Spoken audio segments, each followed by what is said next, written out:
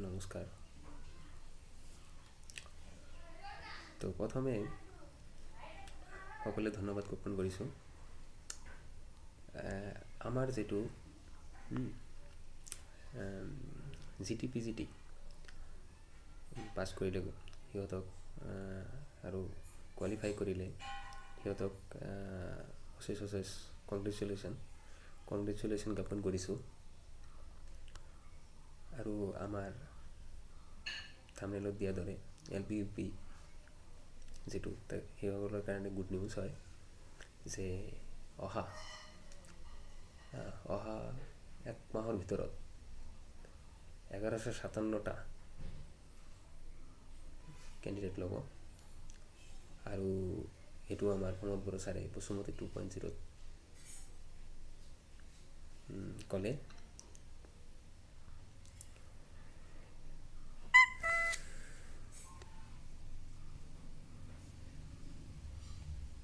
আৰু কি আছিল যে আপোনাৰ গ্ৰেড 3 আৰু গ্ৰেড 4 যিটো আমি ভাইবা দিলোঁ আৰু ৰিটেন দিলোঁ,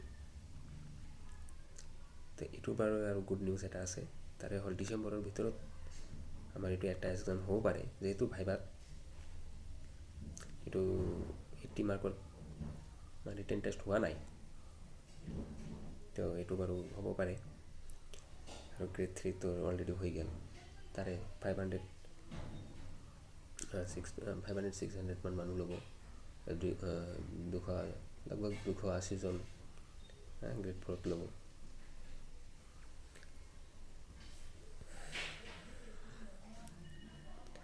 আৰু এইটো কি আছিল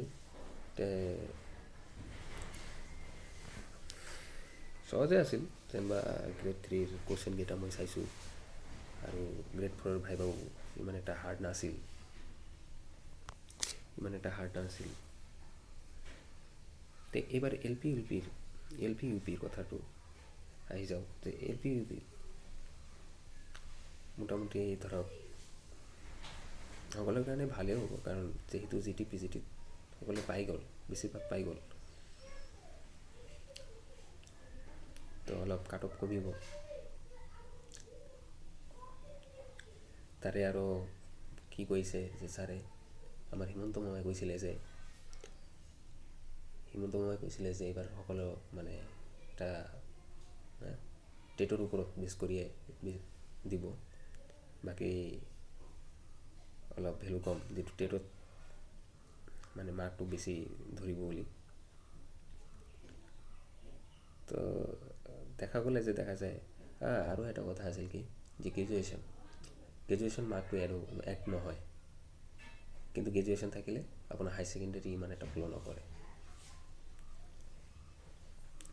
আৰু এটা কথা দেখা গ'ল যে লেংগুৱেজ প্ৰব্লেম ফাৰ্ষ্ট লেংগুৱেজ যিহঁতে চিলেক্ট কৰিছিলে এছামিজ, বেংগলী, তো সিহঁতে এই ফাৰ্ষ্ট লেংগুৱেজ হিচাপতে ক্লাছ আপ টু 10 লৈ যি আছিল তাৰ MIL সেই হিচাপতে ল'ব, এইটো সকলোৱে জানে। তো আমাৰ এই আপোনাৰ একমাহৰ ভিতৰতে LP UP ল'ব বুলি এইটোৱে আশা ৰাখিছোঁ। ছাৰে ক'লে যিহেতু প্ৰমোদ বড়ো ছাৰে বসুমতী 2.0,